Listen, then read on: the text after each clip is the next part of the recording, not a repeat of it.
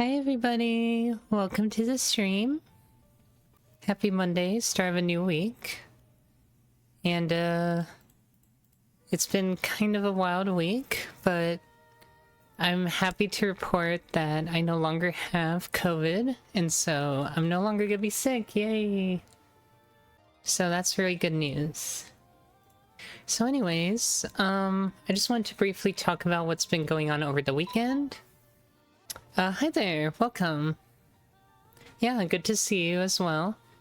So over the weekend, I've been working on the Git actions pipeline for my project again. And the reason being that I wasn't quite happy with how it was reporting things. Essentially what I wanted, and in my Discord it now shows up, but I essentially wanted the results of the unit tests to show up, sorry, like this line right here to show up in like the Discord message for the automatic bot that reports whether or not unit tests have passed. So I spent quite a bit of time during the weekend kind of like redoing part of the backend for that.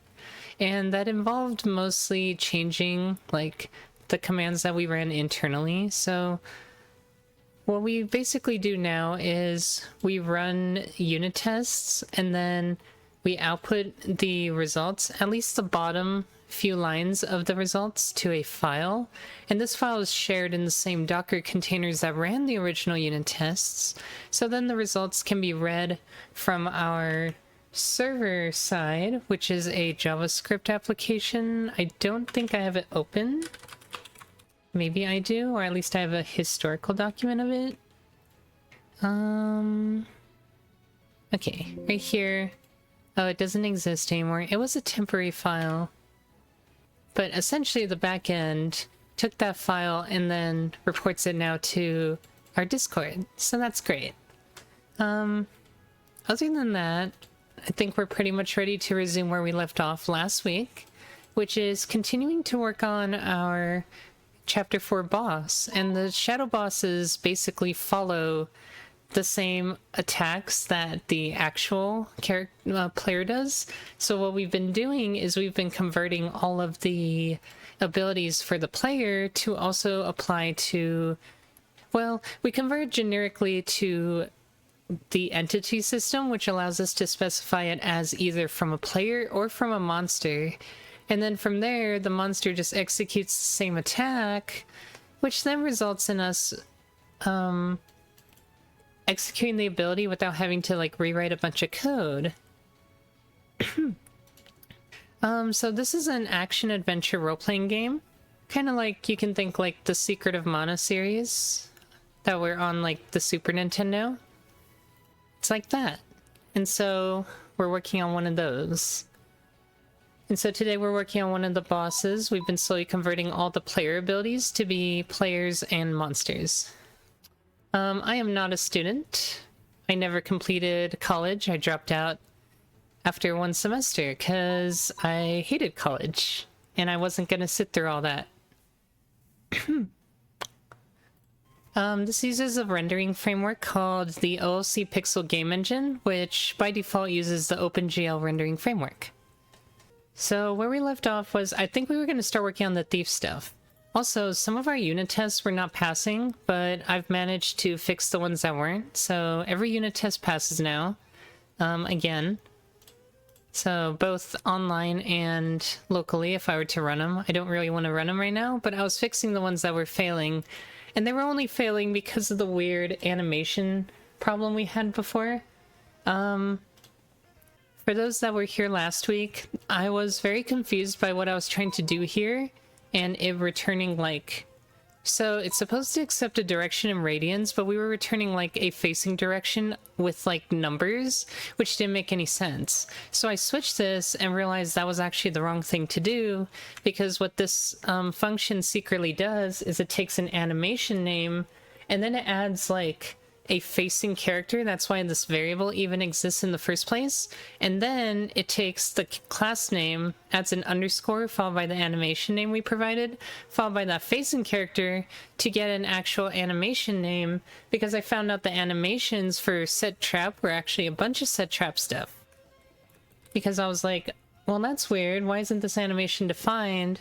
But when I hit find all, I found out that we actually set for very specific values with the class name, followed by that set trap, followed by the facing direction, and then we made a function that would interpret which one to use. So then I realized, well, if that was the case, then the correct thing to do was to use a directional vector function, which we made like a long time ago. And it just returns like a vector. So if we return a vector, we can get the polar coordinates of it and get the y-axis, which is the theta.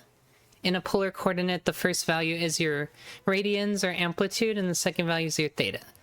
So that's how we converted to radians. What would you recommend to learn AI? Well, if I'm being for real, I kind of learned how to do enemy AI just by like trying to replicate old games with enemy AI, like trying to replicate like Pac-Man, or trying to do like multiplayer Snake. Doing those kind of gives you like the sense of like what logic is going to be. I guess the only thing relevant to AI that you might not know about is one is like goal-oriented behaviors. It's called like I think it's just called like goal-oriented planning or something. And that's a very common one if you have an AI that needs to decide what to do and has a lot of different options. So that's for like more advanced stuff. And the other thing you might commonly run into is like an A-star pathing algorithm. I think A-star is one of the most common pathfinding algorithms, and when used correctly can make it so anything can like pathfind correctly. And in this game, monsters do use A-star pathfinding to not run into obstacles. Yeah, so anyways, today we're working on the thief side, and this is the first ability is going to be the right-click roll ability, so the defensive. I currently have all the warrior class abilities working for the player, as far as we know, so we're moving on to thief stuff. So the first thing we're going to do here is delete this line, which was a temporary fix to just say it's always going to be used by a player. That was just to make sure it still ran with the default code. So now we're going to be adjusting everything. So the IDE is transparent because it uses an extension called Claudia IDE, which lets you set like a custom background, and like you can put it on a timer, you can make it use read stuff from a folder. Like, it's just a very neat little extension to customize your IDE. Yeah. Hi there, Plasticky. Give me all the slime emojis. Okay, so the first thing I'm going to do is I'm actually going to grab all the variables that are used inside of the right-click ability and give it to the monster. That way it has variables and it's not going to be confused. Like, basically you can see so far we've essentially made a monster custom version of all the abilities configuration variables, because essentially we wrote a function that just determines if you're a monster, use the ones from the monster, and if you're a player, use the variables from the player. So essentially I want to grab all these. Oh wait, this is block. Hold on. I need to grab the thief. And we're gonna grab any special variables that look like they matter. So these guys. And maybe I'll just go with these guys for now, and we'll see if we need the other ones. If anything, the game will just complain if they're missing. So the way we've been doing this is we would add thief dot, and this would be right space click space ability, and then it should be good to go. So now The player has a state, so we'll probably keep that only for the player. We have a macro that specifically only does stuff if we are the player, so we're going to use that here. And then we have an end if macro. It provides us with a p object reference, so we just have to change that from pointer to object reference. And then we are going to have a rolling timer, but it's going to be based on whether or not it's from a monster or a player. So if it's from a monster, we have to store its variables inside of what are called monster attributes.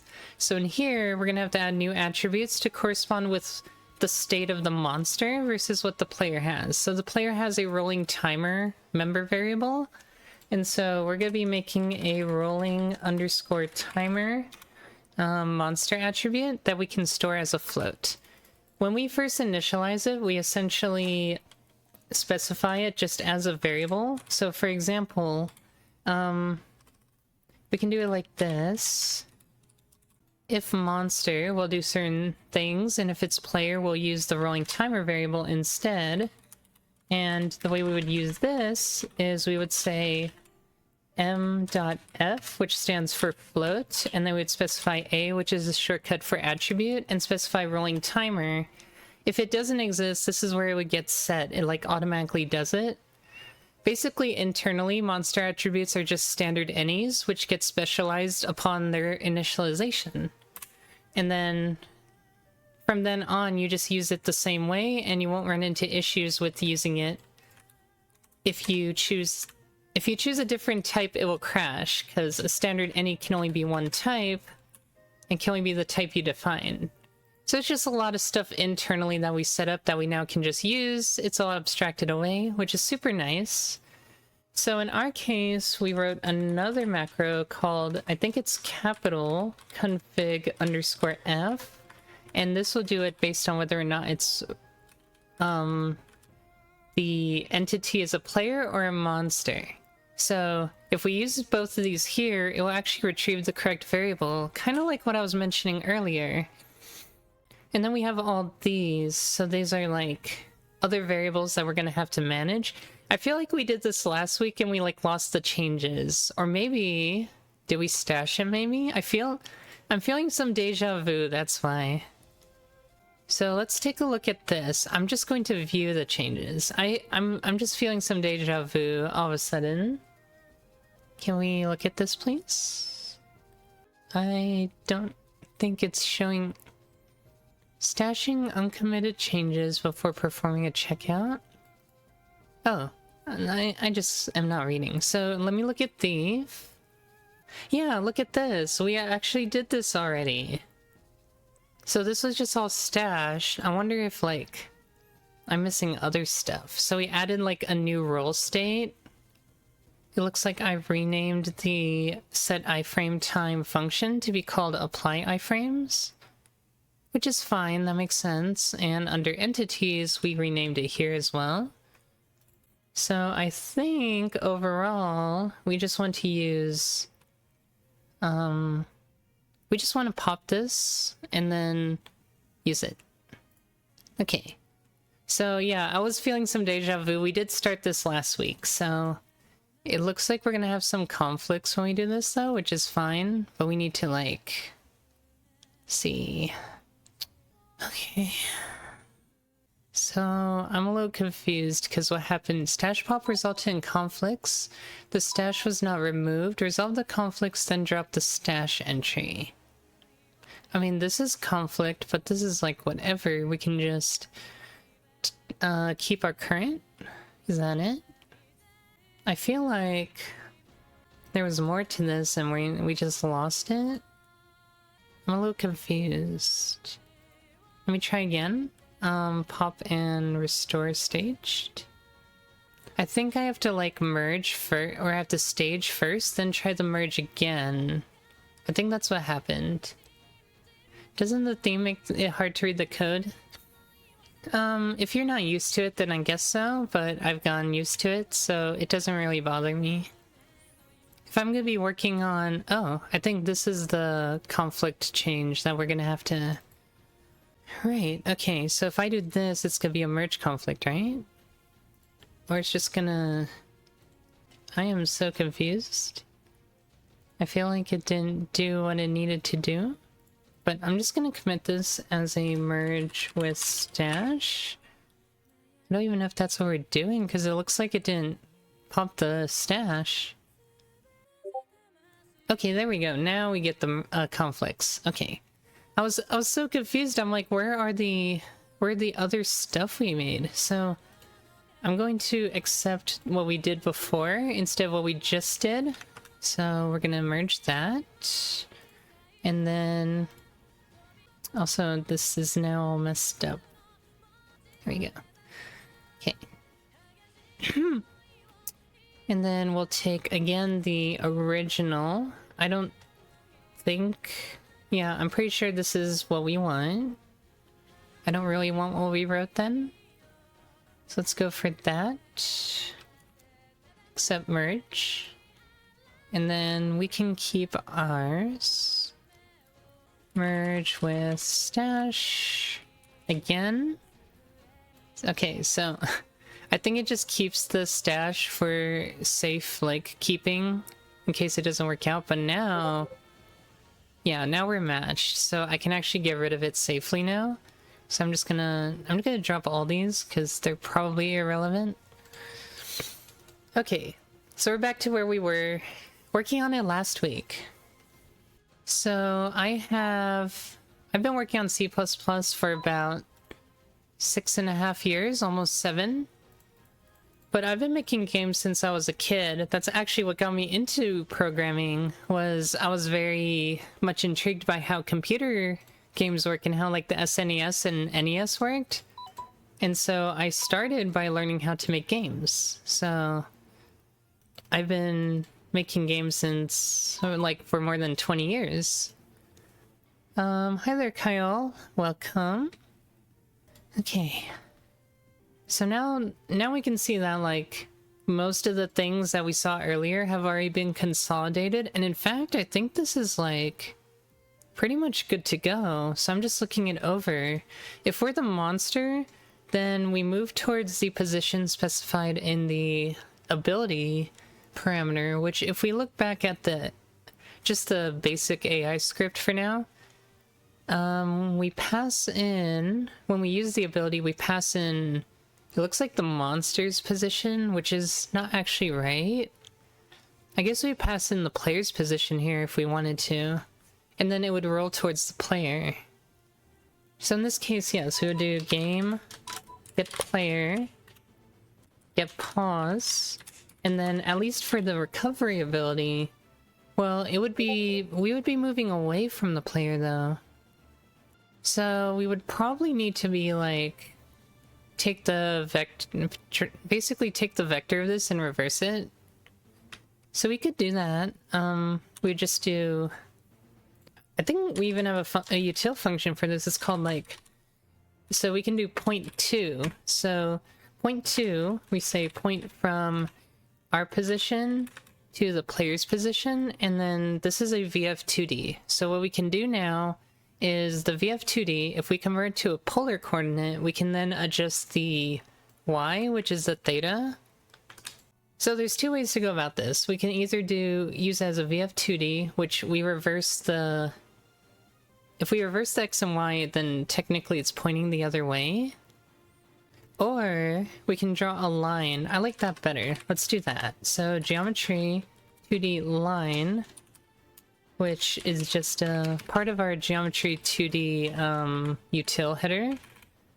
So we can make a line between these 2 points, and then we line to player, and then we can say there's this interesting function called, I think, rPoint. So it's based on a real distance. So we have rPoint and uPoint, which is a unit distance. So if we want to, we can use the unit distance and do the inverse of it, because in unit distance, 0 to 1 would be a percentage of like the full line. So if we do -1, it's pointing the opposite way. So you can see here, it gets like the vector of what it's pointing to and then multiplied by a distance. So it's a unit distance. So if we do -1, it just makes the vector point the opposite way. And so with that, it will now roll in the other direction, provided we actually use the right ability. So we're gonna try this. We're gonna say thief, get right click ability, or I guess it's just right click ability.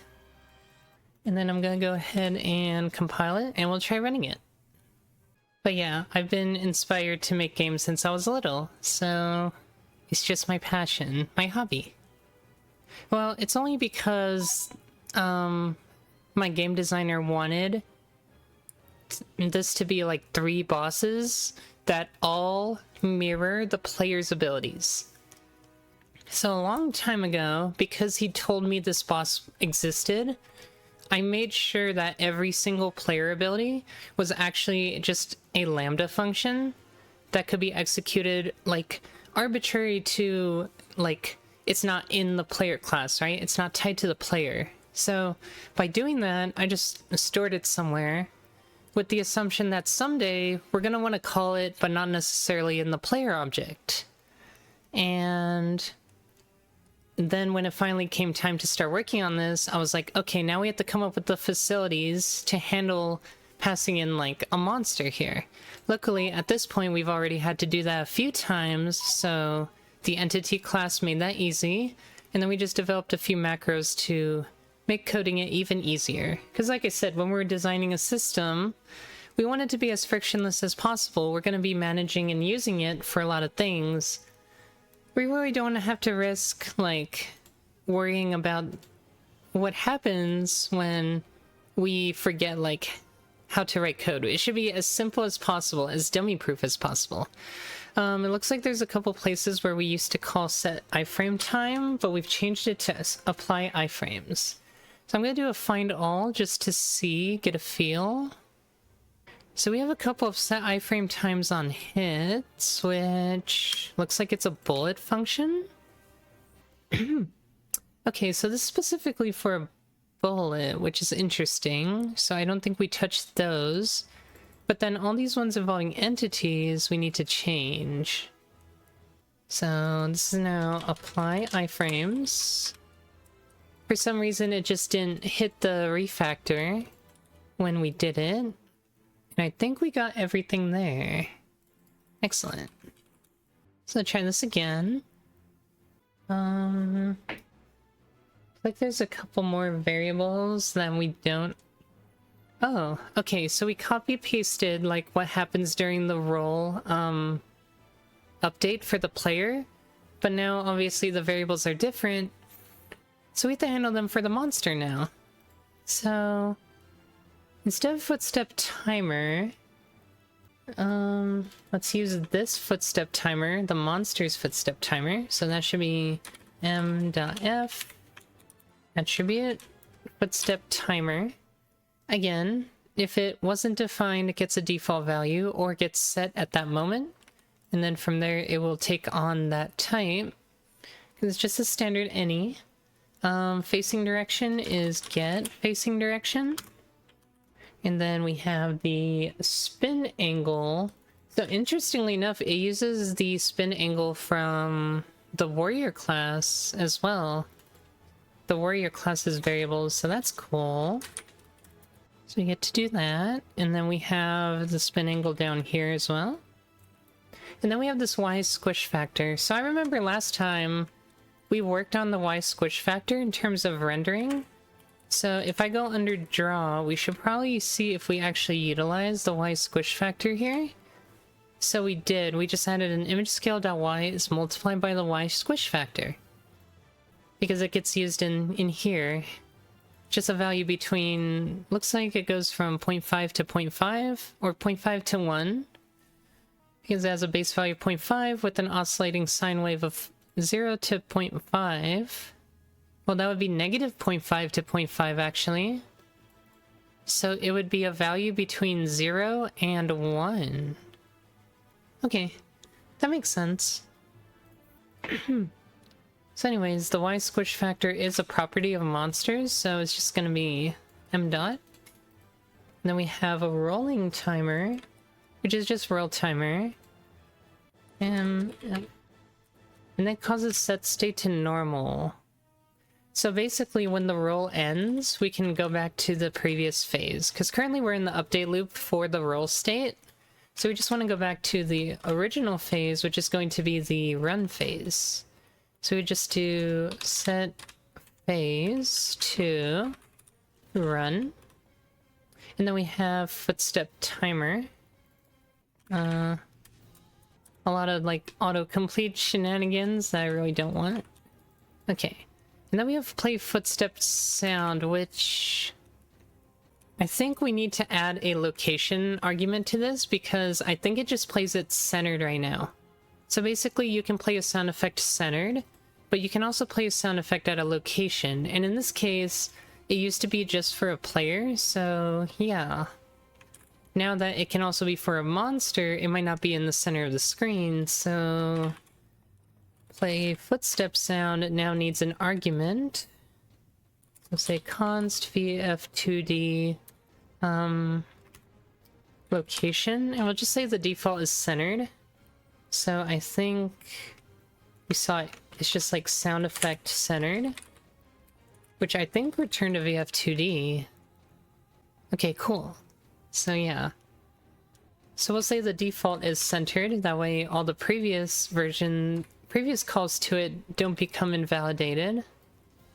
And then we'll use the location here. Okay. So far so good. You can try to build again. Failed. Use of undefined type sound effect. Okay. So it's not defined in this header. I don't know if that's a bad thing, because I don't think sound effect relies on Adventures in Listoria. Okay, good. It doesn't, so we should be able to safely include it in this header file. Include sound effect. Okay. Looks like it's doing a full build now. So yeah, quite a bit of time was spent on some background stuff involving the get actions that we were... It's been broken for a little while, so to see this is nice.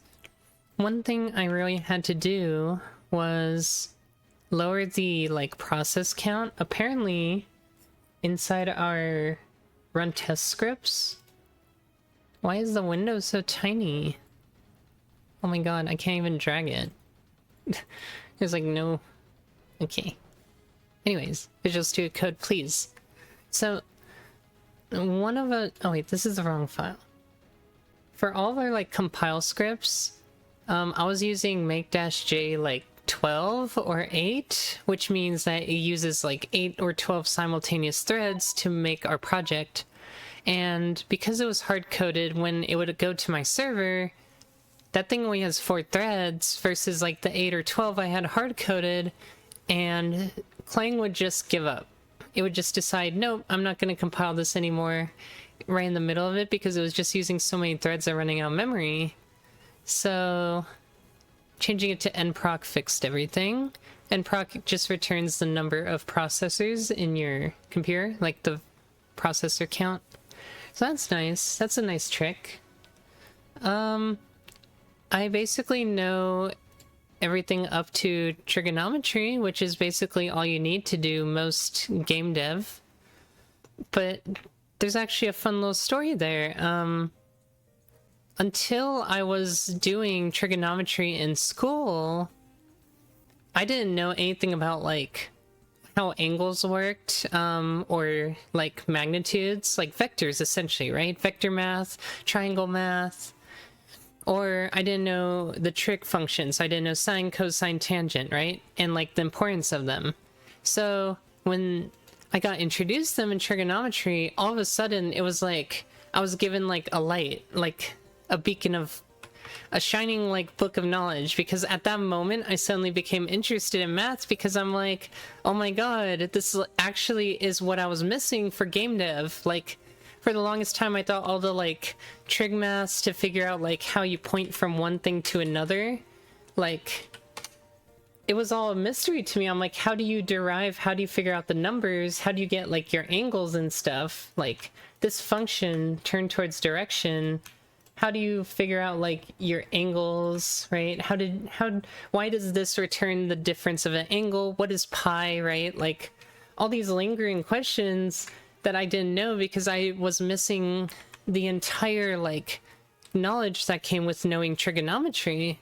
So trigonometry was like the most fundamental mathematical principle to get me to learn how to do like game math, because for the most part when you're talking about like directions between one to another, distance between two locations, angles, right, all that stuff comes from the fundamentals of trigonometry. So trigonometry was one of like the biggest things to learn. Also, this isn't doing anything. Did I do something wrong? Let me do a breakpoint. Where is this? Let me do a breakpoint here, I guess. Because it should be doing this every... Oh, we have a distance to player variable. That's probably why. Okay. Well, it did roll away, but it's squished right now. It also didn't really have, like, an animation, like the spin thing didn't work, so I'm not... I feel like we didn't incorporate the spin stuff yet, so I have to look at that too. So other than moving away, I don't think it did anything. Is the cooldown really that long? Or did it just not get out of the state? Maybe it's not done with the state. Oh shoot, it's still in the state. Well, what's roll timer? Wait, roll timer doesn't even go down. Okay, well that explains it. So we have to do roll timer minus equals felapse time, because naturally in the player loop it would have happened, but... And we have that parentheses because of operator precedence. Minus equals has higher precedence than less than or equal to? No, lower precedence, so you have to put parentheses around it. Really happy to see you coding by hand. AI and deadlines lure me into a realm of ignorance. Aww. Yeah. I get that a lot. Like, a lot of people saying that they're either forced to use AI or they've, I guess, gotten used to using AI, and so that's all they use now. And I'm like, oh, okay. So, when people see me not use AI, it's apparently a surprising thing to see. Which I guess is a good thing. Although I'm just like, this is just how we've always coded, so it's not that special to me. But yeah. I think I just had to add that so that it actually go down instead of being stuck in the roll phase forever. And that should be it. Other than that, we have to look at why we didn't add anything for spinning yet for monsters. I just think I didn't actually do anything, because if I look for, like, spin...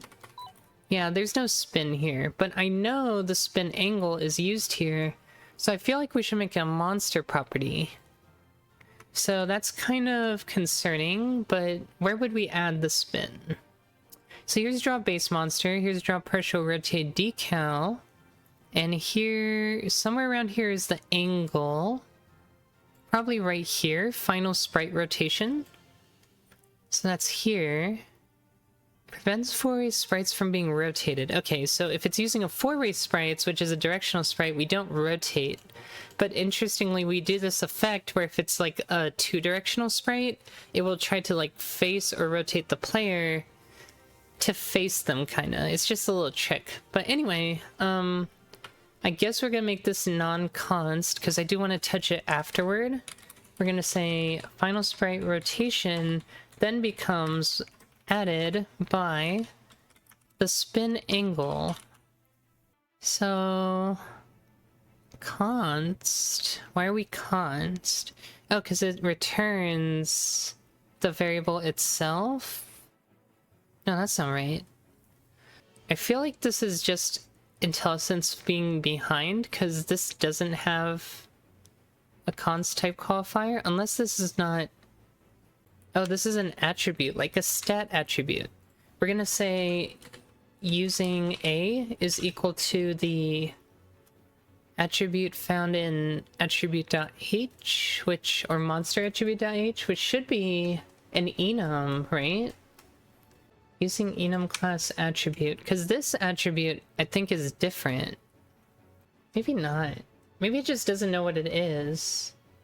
See, because there's another A called attributable stat, which I think is what's getting confused by. So I think we're just gonna say using enum attribute, and I think that will fix everything. And then we say using A equals attribute. I think we're good. I attributable. It's just saying, like, this actual object is const, which doesn't make any sense. Oh, am I supposed to use, like... I don't know why it's const, to be completely honest. It doesn't look like it should be const. Okay. I'm just gonna try compiling it and see if it tells me more. Conversion loses qualifiers. Cannot convert this pointer from const to monster. I guess my question is, why is monster const at this point in the code? Because this is... Oh, the draw function is const. Oh, crud. So does that mean I have to const cast if I want to use this? I think I'm going to have to const cast it, which shouldn't be a problem on this end. But it's like... It's because we're modifying internal... In theory, this returns a reference, so that's why. It's like modifying internal state. At least it's trying to. I think if I force it to be const, it will... Non-const, it's allowed. I don't think it's undefined behavior. At least not in this case. So this is going to return a float reference. At least it should. So I think we're okay if we do that. Oh, it's the other way around. So monster's const, which means we can't... It's like I need a version of getFloat that is const. So do I just make that and then it will auto-use it? I guess I can just make a version of it that is const, which means I need to change this to be at. I guess in theory we could just make a const version of this function and just do at, because at is still, well, that means we can't modify it. So this is interesting. If we use the const version, it has to exist, and if it doesn't exist, it like changes the whole behavior of the system. So internally, getFloat modifies state, which is why we can't use this originally. So my other option is to... I feel like we're const casting just to protect this, but like, if I have to get rid of const here, then I will. There's not really a reason to use it, right? Oh wait, can we use, what is it called? Can we use mutable here? Oh shoot, I think we can use mutable here. And it will like ignore the constness. So if I make... I think if I make attributes mutable, I think then... Or do I have to make... I either have to make the class... Like, I'm a little confused, because it's like... If I make this mutable... That doesn't tell monster that it's non-const, right? It's like monster has to be mutable. Which means the only way to do that is to make the function non-const. So I can't really use that here. At least I don't think I can. Okay. I guess our only option here if we want to do this function is to use... See, but this is why I want to make it a property, because then we can just say m.spinAngle, and that would solve that. Yeah, I think this is better. I think this is the smarter idea here. So we're just going to turn it into a property of monster and get rid of this like spin angle monster attribute. And I think we'll be fine if we do that. So just like the y squish factor, we're going to make a spin variable. Making it start as 0. And then that should resolve everything. We just have to fix the places where we actually use it to not use the attribute anymore. So that would be like here. This would now be dot spin angle. And I guess if we get here, the spin angle should be reset. Right? That would make sense. Like, just in case it's not for some reason, we'll just set the spin angle back to 0. Hello. And probably do the same in this other one. For the spin. Let's see. Said. Yeah, let's just reset the spin angle back to 0, just to be safe. Why do your screenshots change constantly? It seems you really don't like my background stuff, do you? They change because I have it on like a 5-minute timer because I want to see all the different pictures of Nico. That's why. It's just what I like. I want to see if I can adjust the, just want to mess with my camera real quick. I'm like, the sun is like, being bright today. Oh, it's not because I'm like, I don't have the background stuff to keep focus. I just think I just like looking at a cute picture of a cute girl while programming. Is that wrong? It's just aesthetic. I don't have ADHD though. Like, I don't really have any of the symptoms. Well, symptoms. I don't really meet the criteria that a lot of people that have ADHD do. My girlfriend does have ADHD though, so there's that. But I don't. Okay, so spin angle. But no, it's not to keep focus. If anything, I would say the backgrounds deter from the focus, but at the same time, I just got really used to them, so they don't really bother me anymore. Actually, the opacity of these images used to be a lot... Like, the background, the black, used to not, like, be as dark, so you could actually see them more in the past. Like, I think it's worse on my Visual Studio Code, which I closed already. And it's about the same, actually. But, yeah, like, I just do it because I enjoy seeing different pictures. It's just cute. So, yeah. So... I think I took care of all of that. Spin angle's good everywhere. Let me just see if it compiles, because if it doesn't compile, then we're gonna have to fix wherever else it's broken. Now we do our 4-minute wait. If y'all haven't noticed, it takes like 4 minutes to compile this game from start to finish when it's a non-incremental build. It'll be fun to take a look at the lines of code count. We haven't looked at that in a minute.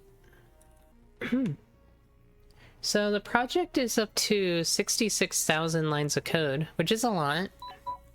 This top number is like all the comments and libraries included, but nothing I wrote, so this is the only part that I actually wrote. But it's a pretty big project at this point.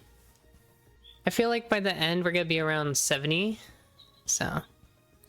You say Thenton, thanks for the follow. Sorry if I butchered that. It's very easy for me to get into that, like, programmer flow state. Like, I've had it happen a few times on stream, and, like, I'll just kind of, like, take off. So yeah, when we get going, we really do, but the nature of streaming is that, like, I like to look at chat, right? So, chat gives us a context shift, which means, like, typically we don't get too far into a flow state, but sometimes when we do, we're going. We're, like, just...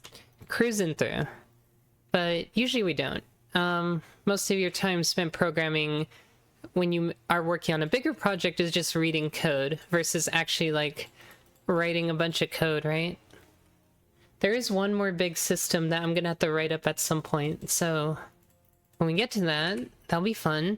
Basically, for the final chapter of the game, there's going to be like a monster arena thing, so we have to build a whole system based on like having certain mobs, like basically having lists of mobs that are going to spawn in a certain order. We have to detect when the player has defeated all of them, and then we have to spawn in more monsters. We have to come up with a system to specify what the spawns are. Like, it'll be fun. Just gonna be one like little system that doesn't exist in the game engine yet. So that's gonna be for the final chapter.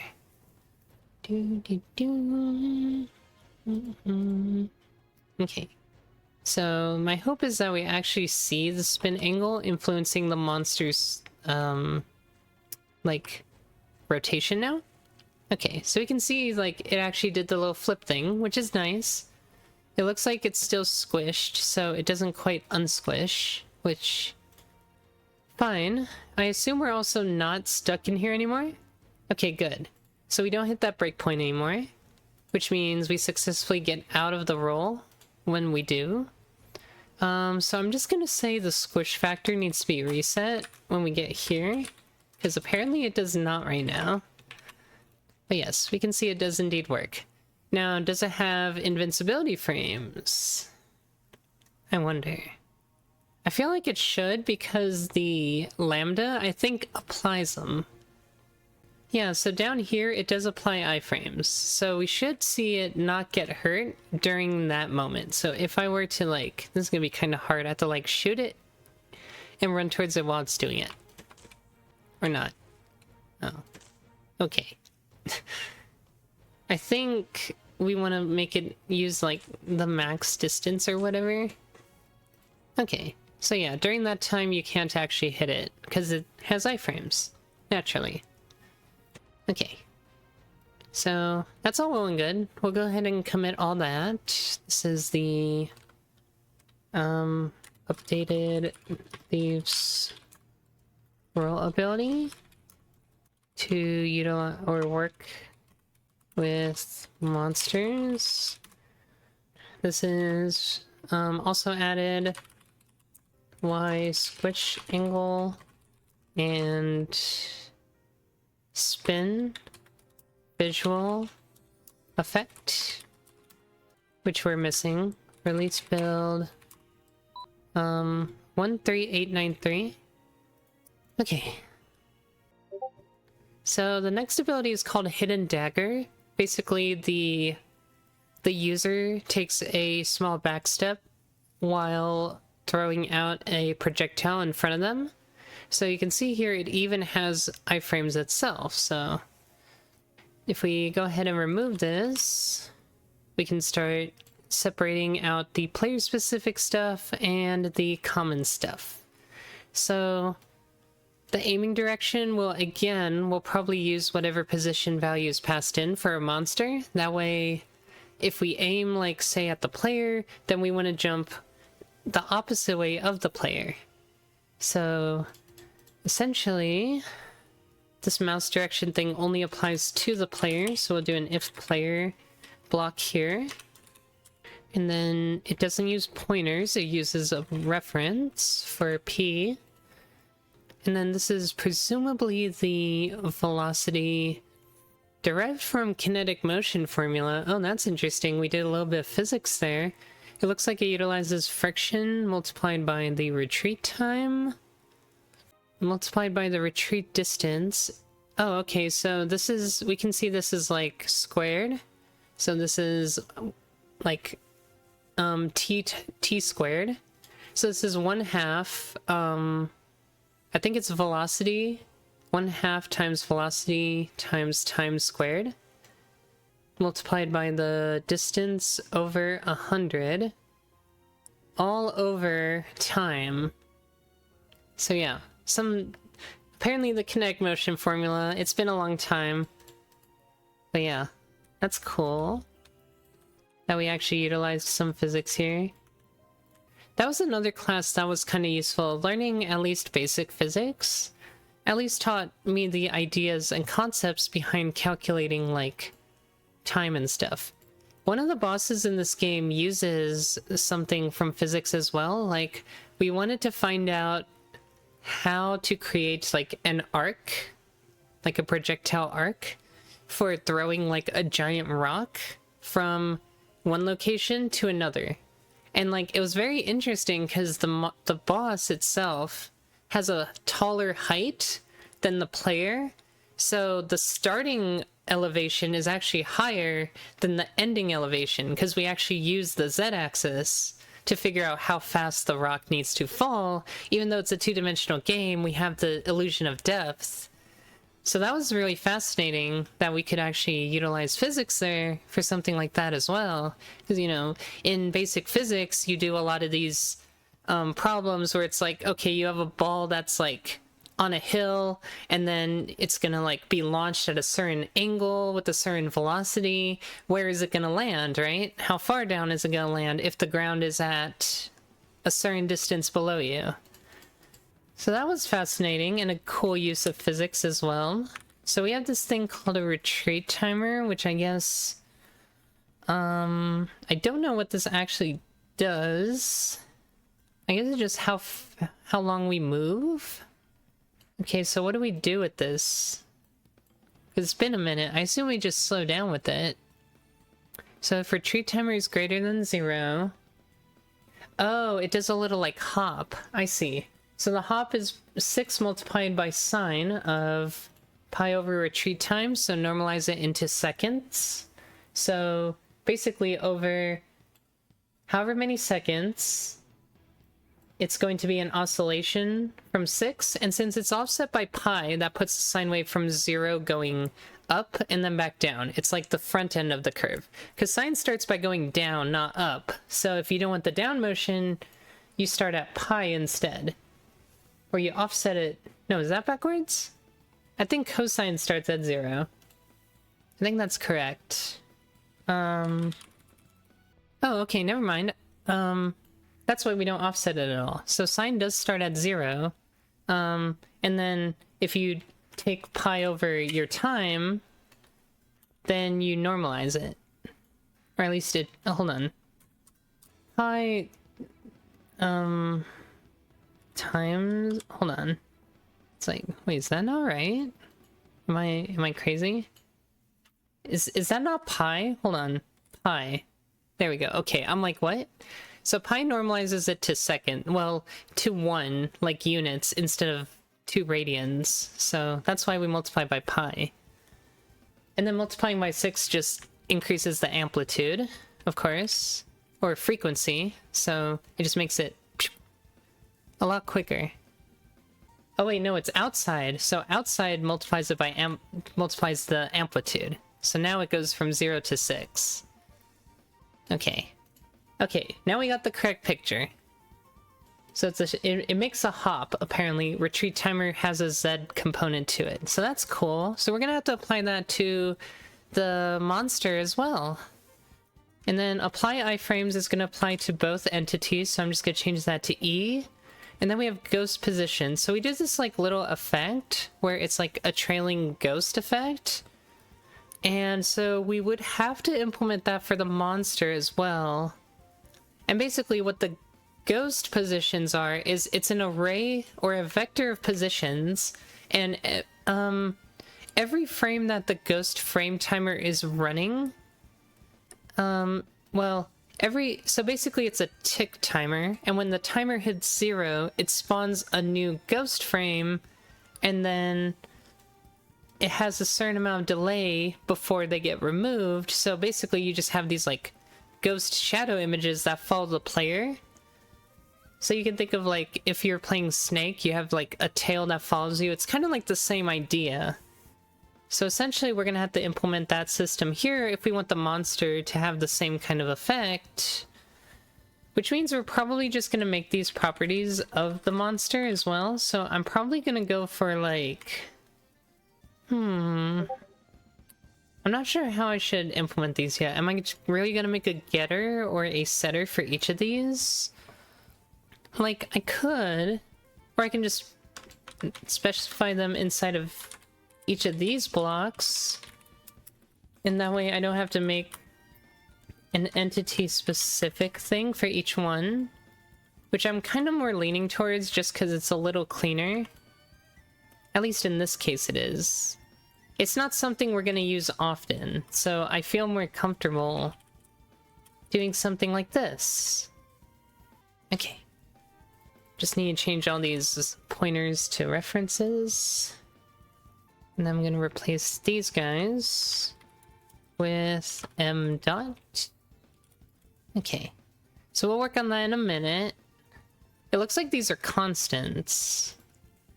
So they are... I kind of feel like... So I'm kind of running into that same issue we had with Warrior when we were doing the ground slam stuff. Essentially, in ground slam, we found out there was like something like hard-coded in code, and I'm like, why don't we just put it in here? Like, if it's a constant, it's supposed to be like a... Well, I don't know, this is more of a global property thing. This is like the ghost frame system. So maybe this is okay, but then it also uses something from the Rangers See, the ghost frame thing is based on the ranger, so ranger did it first. If we want to be for real. Wait, does that mean we've already implemented it? No, we haven't, right? Because we haven't touched ranger yet. Okay, so we would need this again for ranger, so it would be a good idea to implement this regardless, because we're gonna need it again. Okay. It's just now it's a matter of like these variables are like in the player class. Should they just be in the game class then? Should they even be here? I'm gonna move them. I think they need to go into the main... Like, they either need to be globals or they need to be in the main Adventures in Lestoria class, I think. I guess my only issue now is like... These config variables, would they get initialized properly if I put them in Adventures in Lestoria? I feel like they would, because when we create the class, we've already read the config. Like, the way the game's initialized is we actually read the config. We read the config before we initialize the game. Like, it's actually inside of the main function. So if we go to the main function, yeah, that's where we read the config. So before the Adventures in Lestoria class is even initialized, all the config values have already been read in. So we're good to put it in here if we want to. So I'm thinking, and we can see there are a few variables that do get initialized by that system. I kind of like that. Let's just go for that, because if they are going to be setting variables, they should be global, which means they need to go in the main game class, which I'm more keen to put it in here. I almost want to make them static. Like, we shouldn't need the game instance to know these exist, but if they're static, then we don't have control over the lifetime, so that's actually probably a bad thing. We need the class to be initialized before it can actually read these variables. Because static means it will just be initialized. We don't have any control over the initialization, which kind of sucks.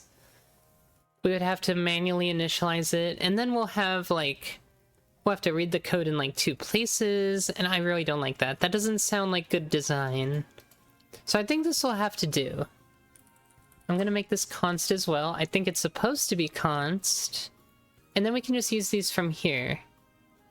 So knowing that, these should break for both Ranger and Thief. So now, these should be pointing to game instead. And game should have these variables. Because they're public. And they're const, so they can't be modified. And then the same would be applied to these as well. Because they're not going to change. Unless for some reason we decide like they don't look right for the monsters and we want a separate variable, then I will regret doing all this and should have just done it the other way in the first place. But anyway, the next thing to do is to actually implement the ghost frame system. So if I go over to the player class and go over to its... Actually, the render player function is inside of Adventures in Lestoria. So if we go under here to render player... Or, it's just a lambda function called render player, I think. Player... Drop player? Oh gosh. I seriously thought it was called render player. Well, let's try to find it. Yeah. Oh, it's just a function. Didn't I type that in? Am I... Oh, I'm matching case right now, that's why. Oopsies. So render player. Okay, so here's the ghost position stuff. So we already have like all the math required for it. It looks like, yeah. Retrieve ghost frames is the max amount of time that the ghost frame is alive. So the alpha is completely based on multiplying that together and based on the ratio of how many ghost frames we want. Also, this is game, so I think we just go like this. Right? At least that should... Oh, you know what? It needs to bring in... Because this is a lambda, right? But this is also a lambda inside of Adventures in Lestoria, so technically it's an AIL, which means this is Adventures in Lestoria. Is IntelliSense just being slow? I think IntelliSense is just being slow. Anyway, it looks like it's not taking. Oh, my lambda. Oh, trust me, there's a lot of lambdas. Yeah, it's just IntelliSense is taking a minute. So, that's good. How can I do reverse engineering based on engine source code? Reverse engineering. Start by trying to utilize the engine, like actually make something with the engine, and then when you run it, step into the code. So for example, if I was trying to learn how OLC Pixel game engine worked, right? And I had no clue where to start, because like it's a giant header file. Like, where am I going to start realistically, right? Just like draw something on screen. So in this case, I'm drawing whatever this is. Like, it doesn't really matter what. Just like use the engine, right? And then you put some breakpoints in places you're interested in. So for example, like, actually, I'll even just, heck, I'll just start right at the entry point, right? It's like, okay, construct function, step into that construct function, and then you'll see, like, at least you'll get an idea of, okay, what is it doing with like all these things I'm passing in? Why are we doing this? So this is just like passing in some arguments to some internal engine variables, right? It's like, okay, that's fine. And then demo start. What does start do? Start does a lot of like internal startup stuff. So I've used this this framework so much that I know all this by heart now. But if I'm starting out, then going through all these, like any function that looks interesting, like, okay, what does create window pane do? If you want to know what that is, you would go and actually like go into that, and you'll see, oh, look, now we're dealing with WinAPI. So this is how you would create a window in Windows. But if you were on, like, then you're like, okay, well, if this is WinAPI, then surely for a different platform, because we know this is cross-platform, it would do something else, right? If this is an inherited class, then we can just search for, you know, a virtual function, and you'll see create window pane exists for Emscripten, for Glut, for headless builds, and for Linux. And then you'll realize that, okay, well, this is how it will initialize it for different operating systems. You can see in Linux it uses X11. You just kind of go from there. You start stepping in. Anything you're interested in, just step in. You're not going to understand all of it at first, and it's probably, a lot of this is probably going to go over your head until you actually learn. But at least you can start looking at this stuff and being like, okay, this is all happening internally. Then when you're done, you can step out and go to the next thing. And eventually, the engine starts its system event loop, which is then in a giant while loop, which then is where your game loop begins. And then inside of the game loop, oh wait, I didn't go in, but you'll see that it's just an infinite while loop, right? And then inside window event, you have all your stuff. So yeah, F12 is my best friend. What does F12 do? I don't think it does anything for me. Maybe in a different IDE, but step into is F11 for me. But yeah, just going through your debugger lets you learn. But yeah, and then like I said, if you want to then learn, okay, so that was like to initialize the engine. That's in a separate thread from the actual system. So then you can be like, okay, well, what does draw polygon decal actually do? Then you can dig into, again, the system internals, right? Or the engine's internals. And after it resolves these vectors, we can just, okay, there might be too many vectors, but I'll just breakpoint right into this thing. But yes, like you can start to see, okay, there's this concept of a decal instance, which is literally just a GPU prepared, what do you call it? Like a GPU prepared texture, like textured data that's gonna be sent to the shader. And then you can see, like, it's going to populate all the points we specified. We specified a rectangle, so it's going to draw the rectangle. And then it gets pushed back to this vec_decal instance.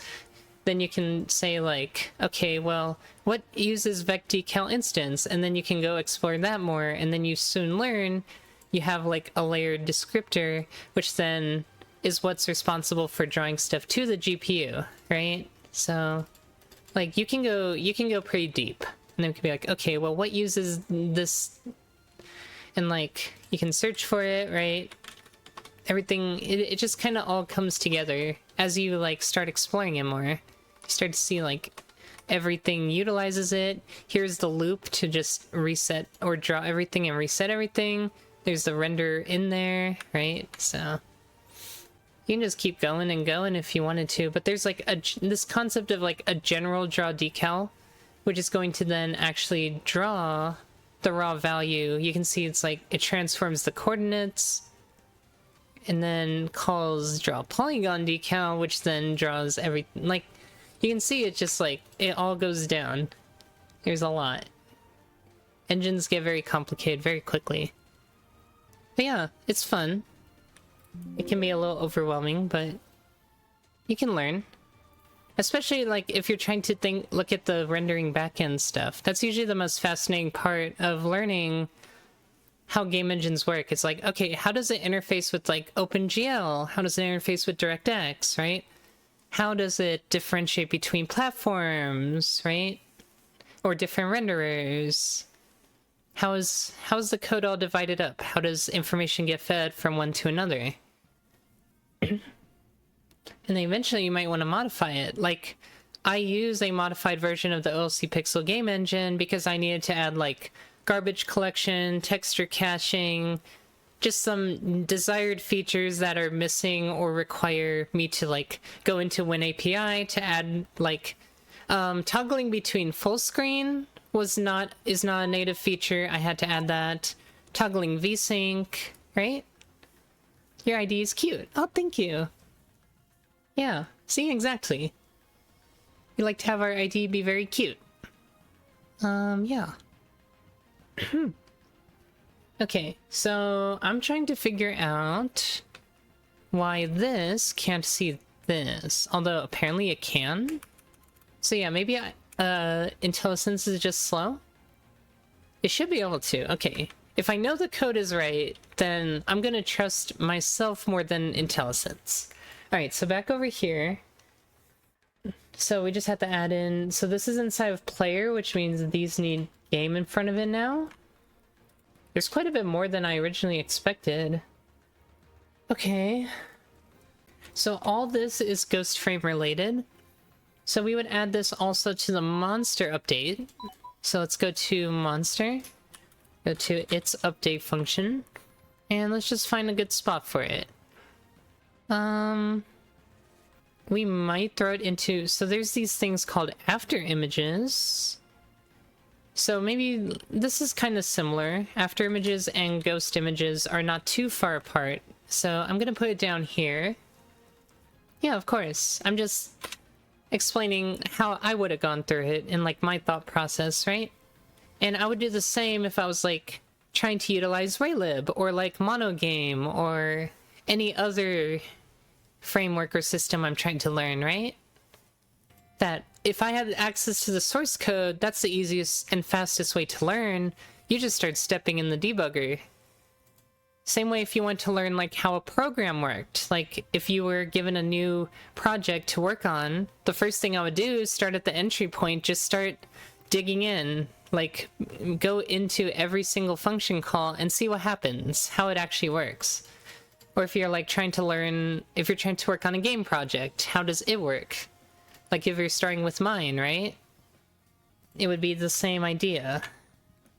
Okay, so I need to add in these three variables. They were, or they are, ghost frame timer, ghost remove timer, and retreat, retreat timer. So I'm just gonna add those three into the monster header class, or the monster header file. I guess they stay private. There's no reason for them really to be public. No, that's not true, because just like spin angle, we're gonna have to access them through like that lambda, so they do need to be public. At least they should be public. So I'm just gonna go ahead and put them way up. Where are... Oh yeah, didn't I say last time, like, I commented how I was amazed there were, like, no public members? And I, like, added the first one? Which is kind of crazy to me. I just don't know where the public block is, because they... Oh, there it is. So there's friction. These are all public. At least they should be public. Yeah. So I'm just like... There's, like, almost no public members, which I guess is a good thing. But these are so minor that, like, if... I'm not gonna accidentally modify these anywhere. Oh, we also need the vector. So ghost positions is a vector of VF2Ds. Cool. So most of this should just work right out the gate. The only thing we have to do is now the rendering code. We also don't really have... Apparently we do have a set state, which is fascinating. I don't think we need this. Because if I'm thinking like the normal state of a monster, that's going to be... Like the state for a monster represents something different. So that goes away. Everything else looks okay. So now we're gonna do the rendering aspect, which we had open in here. So we had this like 4 each. So we're gonna go into monster under draw, and we'll basically do the same thing. We'll just plop it down somewhere. Then we'll say 4 ghost positions. We have to grab the game's viewport. Game view. Apparently ghost positions is not recognized. I feel like it should be. This is monster. Oh, here we go. Const again. Okay, so that means the positions have to come out as const, which is fine. This draw function should be const, at least I hope it is.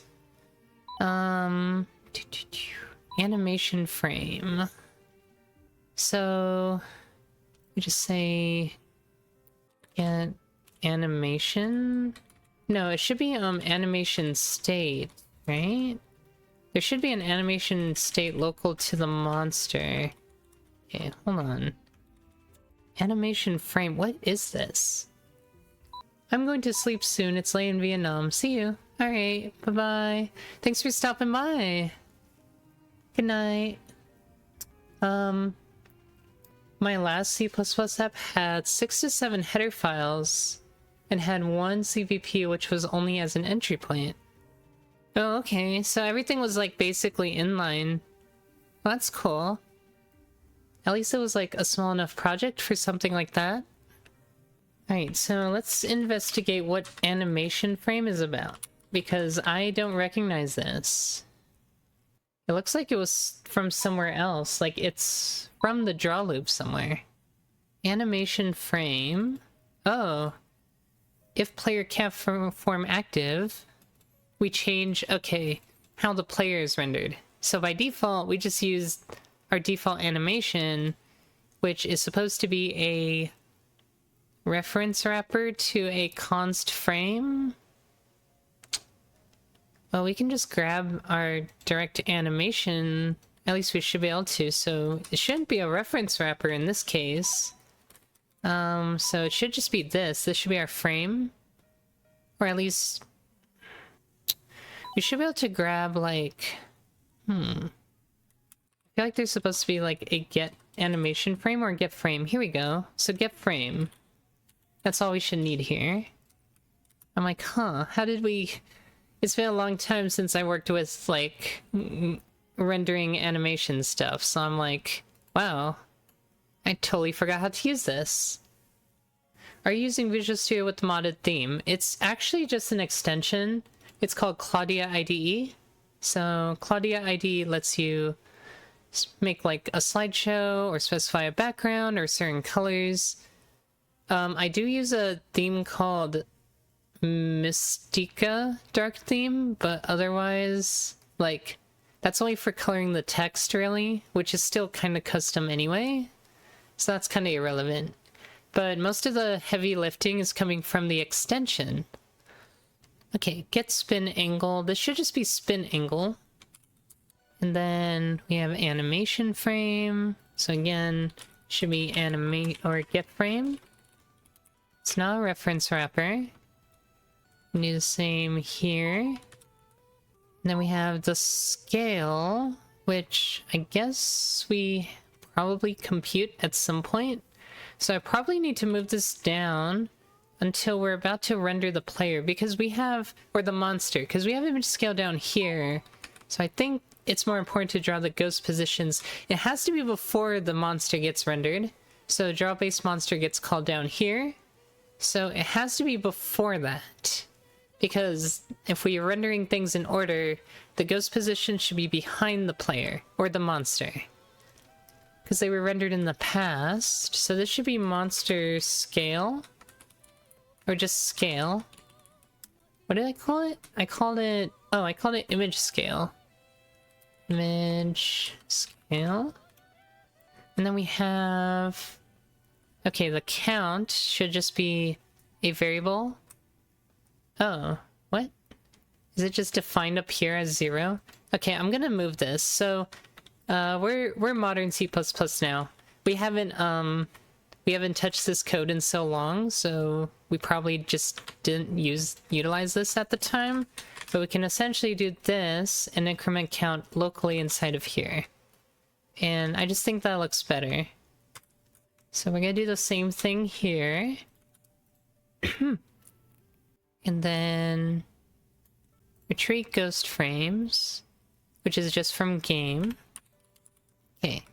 So ghost frames should now be implemented for a monster. So if we go back here, let's see if we can finish, or thief, let's see if we can finish this up now. So these variables now exist. We apply iframes. We have a dagger throw wait timer, which sounds like a monster attribute. So I'm gonna throw that in here. Dagger throw wait timer. Trying to see if we have any other attributes we don't have right now. I think that's everything.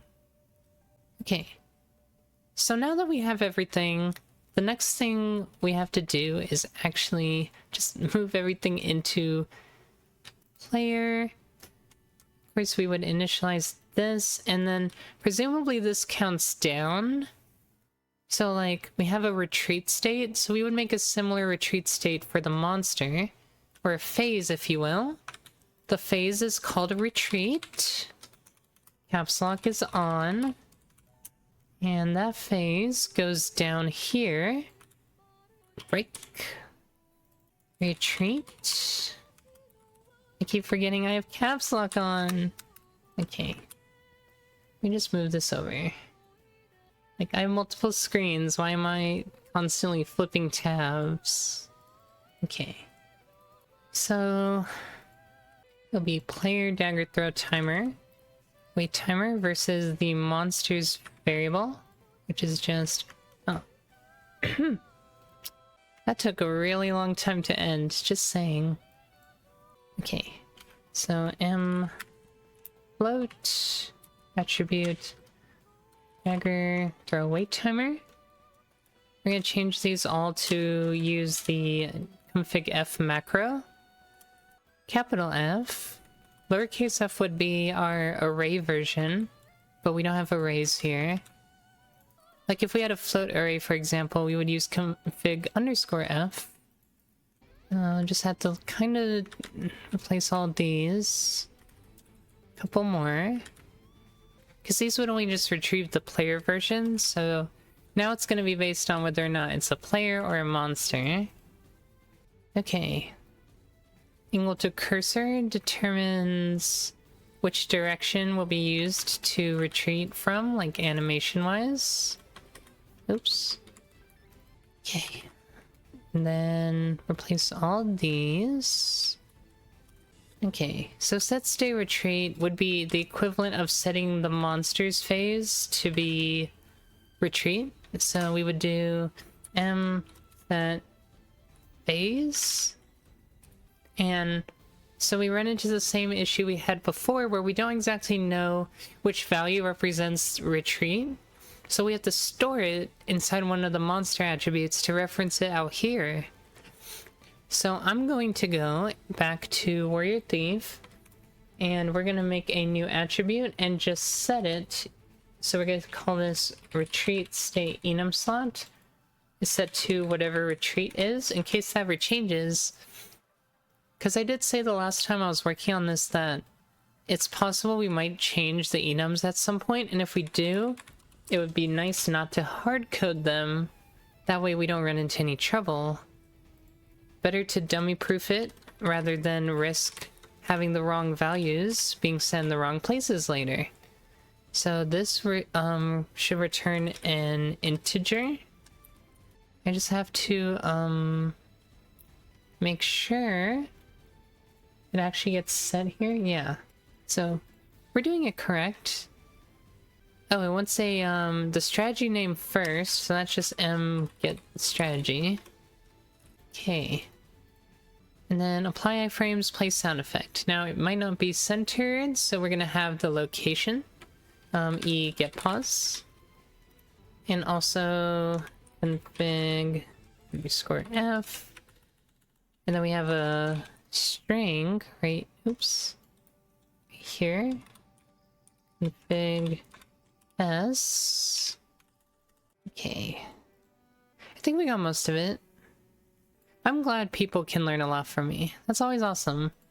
I always like to motivate and encourage young budding programmers. I don't know if they're young, but usually they are if they are trying to inquire or learn. So that's really cool. I just love sharing my passion for programming and, you know, helping others out. So it's always cool to see. It's part of the fun of streaming programming is I get to talk to a lot of programmers or inspired programmers. Well, thank you. I'm just out here coding my silly little game and having fun. Okay. I'm pretty happy with this. I don't see any other real major issues. So I think my only question now is... So we have this dagger throw wait timer. What happens after it? I assume the projectile actually gets thrown after this timer goes off. And I assume it was intentionally done that way for a reason. Like, probably like for a gameplay reason, if I were to imagine. So if I go looking for this dagger throw wait timer, I should find it in here somewhere. There it is. So set it to infinity. Determine an angle to fire from. Lifetime. There's an enchant related to it, which creates more of them. Okay. That's fair. So we'd basically have a similar structure here, but for a monster. And during the entirety of the backstep phase, well, I'm calling it backstep, but there is an actual ability called backstep, which, or retreat, which is what rangers use. So it's kind of interesting that this is also called retreat, but it's for thieves. Similar concept though. So instead of dagger throw wait timer, the variable, now we're using the attribute for monsters. So it'd be mf a dagger throw wait timer. So I kind of want to simplify this. I want to just do the subtraction up here. I've been doing that lately, and I do like that more, even though it looks a little funky. As long as I don't need the predetermined value. As long as I don't need, like, the pre-calculated value. I'd rather just subtract it right there. I think it makes it last one frame less than it's supposed to, but I think that's okay. That's usually not a problem. And then, instead of doing get world aiming location, it's just going to be aimed at the player. So I would essentially just say, looks like I use ATAN 2, but we have a more modern approach now, so we would use util.2, which is effectively doing ATAN 2 as well. If you're just looking at it from the mathematical perspective, it's exactly the same thing. Geometry 2D line vector does your... Well, it just subtracts the two vectors. I guess internally, that's what it does when you construct these, though. It internally figures those out. We go in here. Can I go in here and look at the constructor, please? Thank you. If you ever do, like... I'm trying to see, where would you... It's like, if you were to do, if you were to convert to Polar, right? Polar would have this, yeah. So then it would call Atan 2. So that's how you would retrieve the angle if you ever needed it. Which is what we do sometimes. Anyway. Yeah. See, angle 2. Polar.y. We have that there. Okay. So, anyways. Point 2. It's usually y over x, so it's like, this is the thing you are already pointing to from the thing you're pointing from. Oh wait, no, it's y and x, right? So it's like, here, angle to cursor. Oh, so we would do angle to. And we would do angle from us to the player. So get pause to the player. Game, get player, get pause. So, yeah. And I would even argue we should do that. We should modernize it for the player side as well, just for the sake of consistency. So, util angle 2. We just have a little bit more converting to do. So it's like, here it was the world aiming location versus our current player position. So point from our position, get pause, to the world aiming location using the player's walk direction. There we go. And that should effectively be the same thing. Okay. So back over here, dagger lifetime. So this is where we would get the config variables, but unfortunately, once we're in here, like, we would have to do config float, I want to say. Config float. Should look like this. And same with this one. And then we have... So, monsters don't have enchants, so we don't have to worry about that. And then we have... Okay, create a bullet. So this is the actual projectile that's created after we retreat. Just have to change all these variables so that the monster's variables are read and not the player's. Because this is a static function, even though it's in the monster strategy class, which is it's like a sub namespace of monster. That's the reason why we can't actually access the monster variables directly, and why we have to kind of do m dot in front of it, because every monster function has m included inside of it. So this is just a macro that does all that. Like, at some point we revamped the system so it's a lot easier to work with. Includes all the stuff we need now, less friction, blah blah.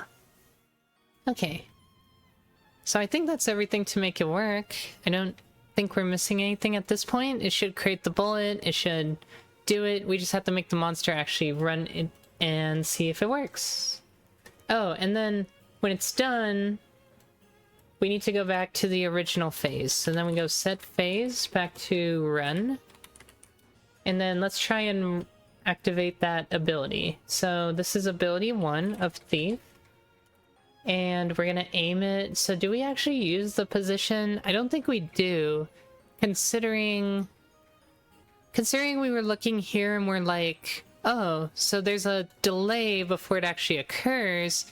I guess the only thing is which way we retreat to. So I guess we would still say, okay, retreat. If we target the player, we retreat backwards from the player.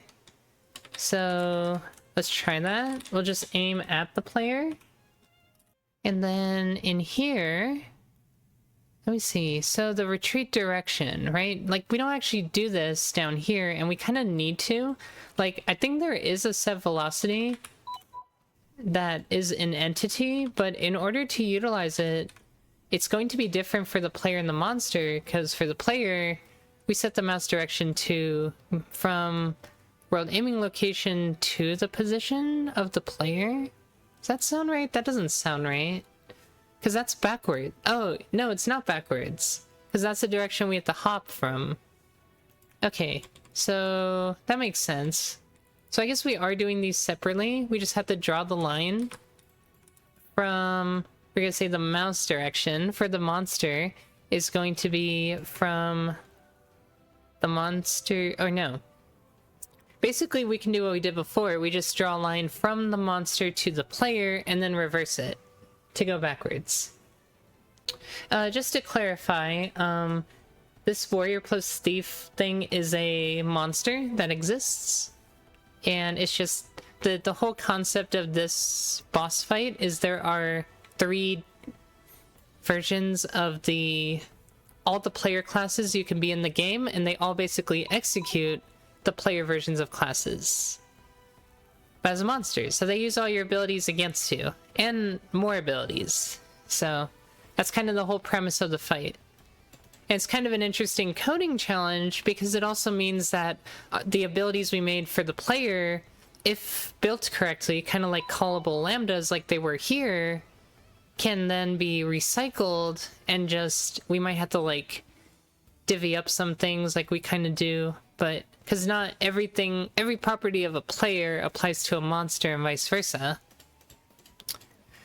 But for better or worse, we don't actually use like a traditional object inheritance system for monsters and players. There's no like entity object. So there is no such notion in the engine of we can just use things as an entity. We had to create this sort of like connector class, which then can accept either a player or a monster, and then we create like special functions that just happen to be shared between 2 classes. So we have a constructor for both a player or a monster pointer, and then it just it kind of has some helpers to connect the 2 together. At least the concept of an entity, but it's not really an entity. Okay, so for this, yeah, we're gonna do like, we're just gonna initialize it as monster get pause to player get pause. Get player get pause. And then we're going to reverse it. Also, is game not? Must have class type as type player. Oh, okay, it is a pointer. So take this line and invert it. So mouse, well, velocity, let me see here. So that's velocity, but we need direction, right? Because set velocity, it's going to normalize the vector to give us the direction. So I need to invert that. If I just flip the X and Y, that gives us the opposite. So if I just flip these 2, that would also give us the opposite. Okay, same. We just flip. Hi there, Alec. Welcome. This is Visual Studio. It might not look like Visual Studio just because it's kind of like highly customized. Like, a lot of folks don't like auto-hide every tab. This is Windows. I just hide the start menu, but the start menu does exist. It's kind of behind my camera, of course, but it is there. So yeah, is that Copilot? Get out of here. Anyway, friction. We did add friction, so monsters should have the friction variable as well. I think that's it there. And then that will cause our velocity, at least for the monster, to go the opposite way of pointing to the player. So now everything should be good. Let's go ahead and try compile now and see if it can use that hidden dagger ability. We already called it here, so that should work. So now we're just waiting for the full recompile. And then that's probably going to be like one of the last things we do, because we're almost out of coding time for today. What are your thoughts on Rust? I have never used Rust, so no idea. I will say though, before I work on my next big game project, I want to find a programming language that is not going to take 10 years to compile before I commit to making my next game. I do not want to make my next game in C++ because of this reason right here. I do not want to wait for compile times. I want a language that doesn't require me to sit here for more than like 5 seconds waiting for my game to be runnable. I just have to find a language that fits those parameters. I'm probably not going to do assembly. I don't think that's a good idea or a good use of time. I mean, I wish, but also I don't wish at the same time. Okay, so we just have a couple of other places to fix. As expected, inside the Ranger class that also utilizes these variables, we just have to replace those. So instead of retreat time, it's game retreat time. Instead of, oh, let's do the entire document, please. And then instead of retreat distance, let's do game retreat distance. I need to replace the game part, please. Also, it's very, very dark in here now. Like, there's a storm coming, so I guess it's a good time to almost call it anyway. But I might go turn on a light real quick, so I will be... Apparently I can't find this. What? Retreat underscore distance P. Am I just... Oh, in selection? No, please. Right down. Let me go turn on a light real quick.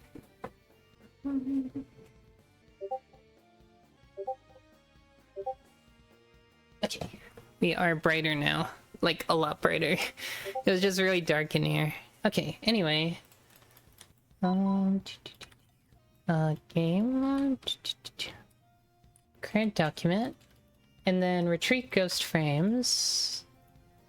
And then we should be good. Alright. So I should have fixed every, like, global, I guess. It was... We just moved it all to the game engine, so yeah. That's why. You like my hair very pretty? Oh, thank you. It's also a mess. But yeah. We can use HTML with CSS.